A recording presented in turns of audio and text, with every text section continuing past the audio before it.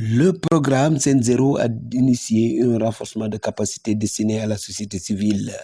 une manière de doter au dispositif d'appui à l'insertion, plus d'outils pour davantage porter la question d'appui à l'emploi des jeunes. Monsieur Elhaj Oumar Thiam est le chef de zone nord du volet idéal.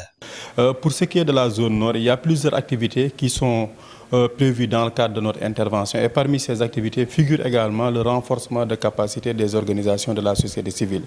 Et par renforcement de capacité des organisations de la société civile, on attend à ce que les dispositifs d'appui à l'insertion qui sont basés au niveau de nos communautés aient plus d'outils, mais aussi aient plus de capacités pour porter davantage la question d'accompagnement et d'appui à l'insertion des jeunes. De ce point de vue, à travers un diagnostic que nous avons opéré au niveau de ces organisations de la société civile, on s'est rendu compte qu'il était opportun de mettre en place un dispositif de renforcement de capacité pour les amener à porter davantage leurs initiatives, mais aussi à développer des initiatives innovantes également qui vont dans le sens un peu de matérialiser des projets d'appui à l'insertion et à l'accompagnement.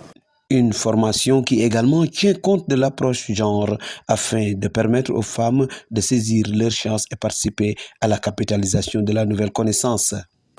Déjà, dans le cadrage de nos interventions, mais aussi dans le document contractuel, nous sommes attendus également sur cet aspect qui est le respect également de l'équité, qui est également le respect aussi de l'approche genre. C'est ce qui nous a conduit à chaque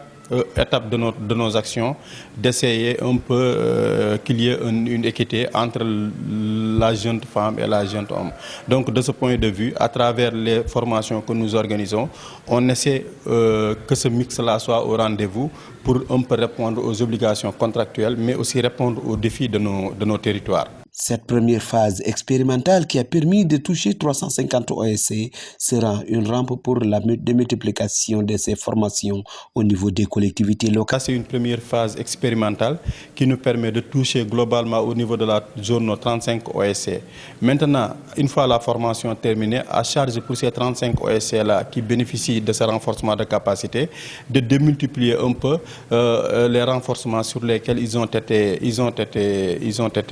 formés. Donc de ce point de vue, on attend à ce que cette formation-là soit divulguée de la manière la plus large au niveau de leurs collectivités respectives pour que les autres OSC qui sont considérés comme des petites sœurs ou petits frères soient renforcés davantage pour mieux soutenir le continuum formation, accompagnement et insertion des jeunes. Donc,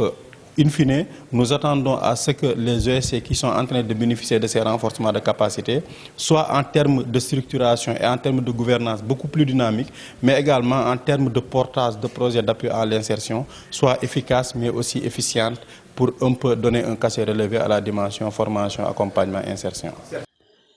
Ayant une responsabilité de créer un cadre de concertation à travers lequel tous les acteurs seraient amenés à mutualiser davantage leurs interventions pour être plus efficaces dans leur démarche, d'où la nécessité de créer un rapprochement entre toutes les parties prenantes.